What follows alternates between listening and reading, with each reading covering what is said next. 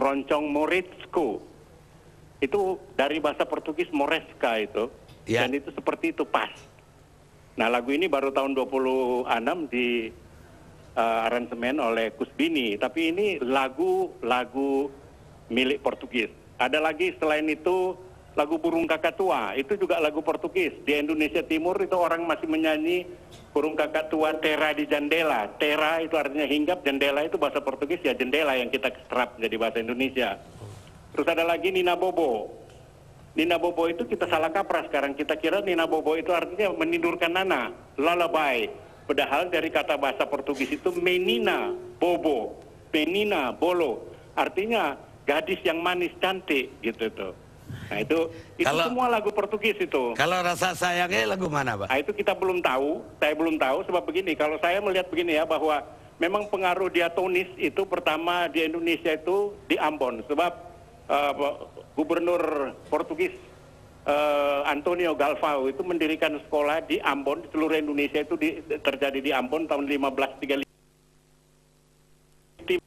Skala diatonis itu pertama dikenal oleh orang Ambon. Jadi barangkali lagu-lagu di sana tidak heran kalau dia semuanya diatonis seperti Rasa Sayangi. Tapi kalau sekarang kita lihat lagu-lagu misalnya yang kita anggap itu Titi Laras Jawa, Slendro. Slendro itu juga Cina. Itu bukan punya Indonesia asli. Kalau punya Jawa asli itu pelog. Slendro itu adalah sama persis. Itu di Cina itu 2700 tahun sebelum Masehi. Sementara Slendro itu baru tahun 800 Masehi dan itu dilaras di Borobudur. Nah itu berasal dari Cina. Nah kalau kita lihat pengaruh Melayu sampai dengan tahun 50 itu Melayu semua yang ada di Indonesia. Kita barangkali masih ingat bahkan sampai tahun 70 organisasi musik dangdut itu masih memakai istilah PAMI, Persatuan Artis Musikus Melayu. Artinya apa? Artinya kita memang dipengaruhi oleh musik hiburan Melayu. Figur paling terkenal sampai tahun 50 itu adalah P. Ramlee. Dan musik kita di luar yang dipertandingkan oleh RRI itu seriosa, keroncong dan hiburan itu adalah Melayu. Dan sejak zaman Belanda itu dianggap sebagai kelas ketiga lah secara estetika gitu. Tapi itu berasal dari Melayu. Titi Laras yang disebut Melayu itu adalah pelok plus nada re, dan itu mempengaruhi misalnya pesisir-pesisir Makassar misalnya Maranuranu Majene itu Melayu. Terus Tambangan Balarui ya di Kalimantan itu Melayu.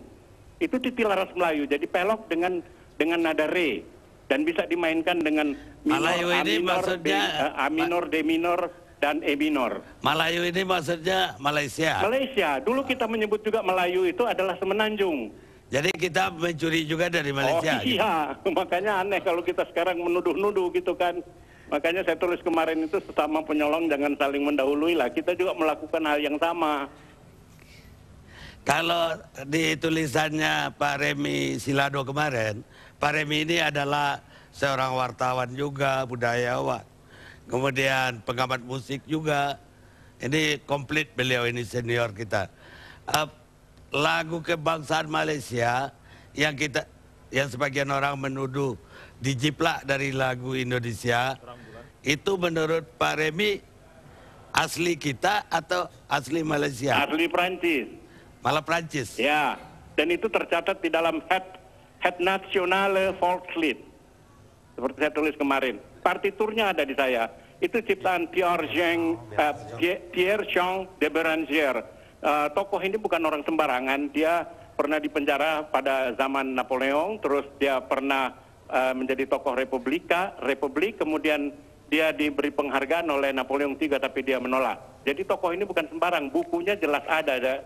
Karya-karya musik kita harus tahu beda antara di Indonesia dan di Eropa. Di sana itu ditulis sebagai partitur dan diterbitkan oleh penerbit, bukan seperti di sini. Jadi penerbitnya masih ada itu. Nah pada tahun 57 memang pihak Malaysia itu mengatakan, bukan meminta, tapi mengatakan bahwa dia sudah pakai lagu itu untuk lagu kebangsaannya, dijadikan Negaraku.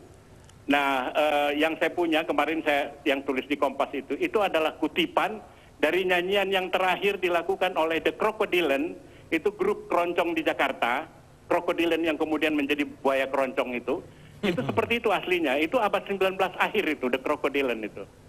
Yang seperti tertulis kemarin di Kompas. Jadi Malaysia bukan milik Malaysia dan juga bukan milik kita. Jadi dua-duanya nggak punya.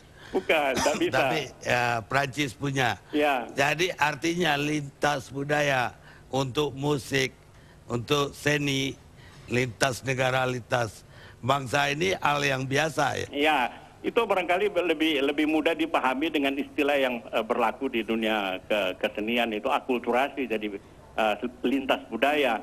Di dalam musik, khusus di dalam musik ada istilah yang disebut reminiscenza. Jadi dipengaruhi.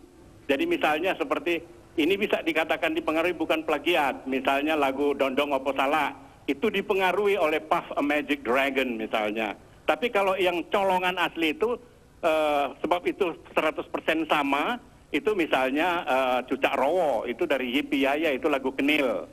Tuh, terus di Manado itu ada lagu Tetek Datidor Nenek Babakore, itu lagu Prancis, Chéri Je t'aime, Chéri je t'adore. Seperti itu. Kalau itu nyolong.